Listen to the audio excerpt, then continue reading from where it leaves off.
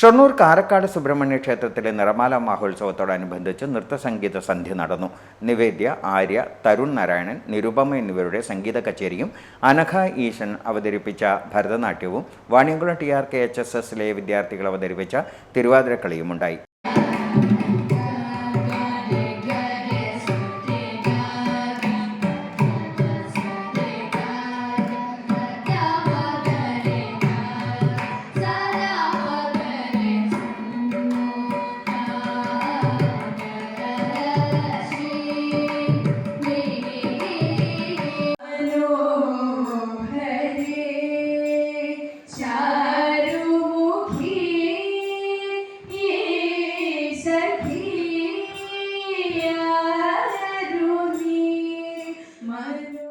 അനുമോദനവും അവിൽ പ്രസാദ വിതരണവും നടന്നു.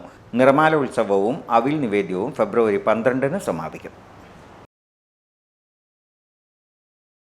Time kids pre school, Mannannur road, Vaniyamkulam.